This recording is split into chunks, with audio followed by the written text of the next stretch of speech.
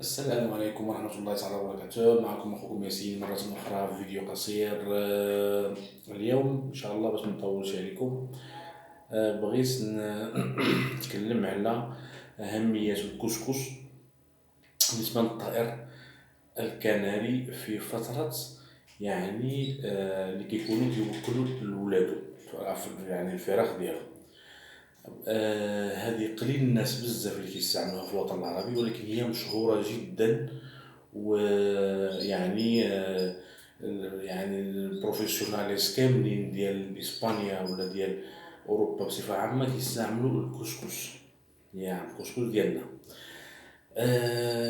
هي يعني أكلة مفيدة جدا بالنسبة للطيور ديالنا، خصهم ياكلوها باش يوكلوا الفراخ ديالهم. وهي أكلة دسمة، يعني غنية بالبروتينات بالنسبة للفراخ، يعني الفراخ ديالنا كنعطيوهالهمشي في أي وقت، في أي وقت يعني من السنة، ولكن كنعطيوهالهم في الساعة اللي كيكونوا عندهم الفراخ ديالهم وخصهم يوكلوها. إلى جانب بطبيعة الحال يعني الباتي، يعني باستا كرية زائد البروكولي أو الخس، يعني كل واحد شنو كيستعمل.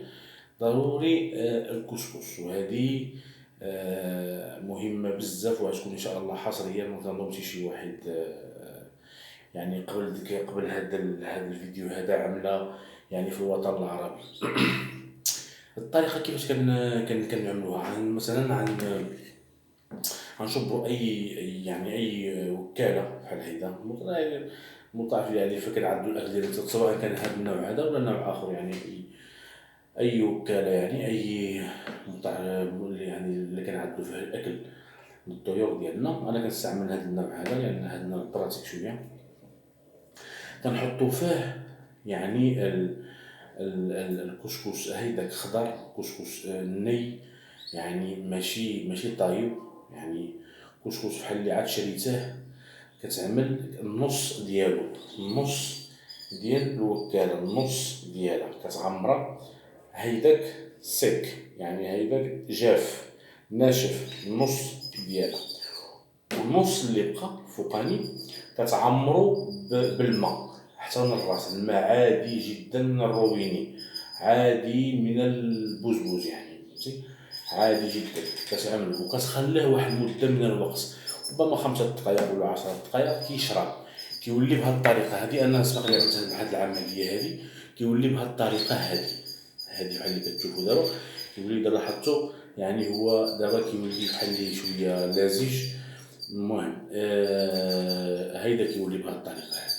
هنايا عندنا الاختيار اننا ننزلوه هيدا للطيور ديالنا ياكلوه عادي جدا، ممكن عادي. بالنسبه لي انا كنخلطو بالباتي، يعني كنعمل شويه ديال الباتي ديالهم، يعني ديك الصفراء ديال كنخلطها معاهم، مع هاد شويه.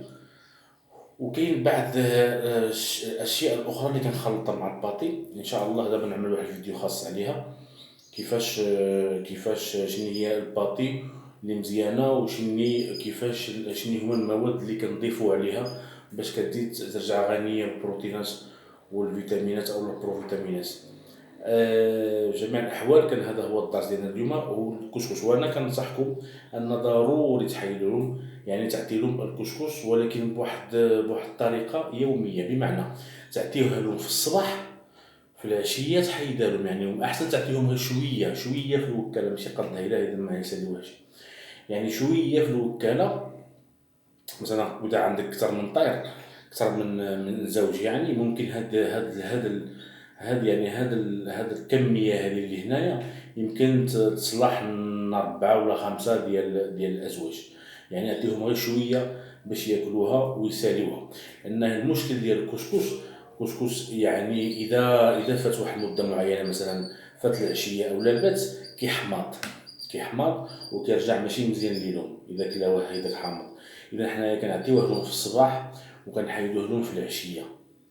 ضروري تعطي لهم غير شويه اللي ياكلوه فقط لا غير. وغدا هيدا كنعملو نعاودو يعني قصه، يعني هي نيس نديرو لهم في الصباح نعاودو في العشيه طوال المده ديال اللي هما كيوكلوا فيها الفراخ ديالهم. كنتمنى أن يكون هذا الدرس هذا فاتكم. وكنشكركم بزاف على لي لايك ديالكم وعلى لي كومنت اللي كتكتبوهم لي. وكيف ما كنقول دائما، إلى الفيديو المقبل إن شاء الله. السلام عليكم.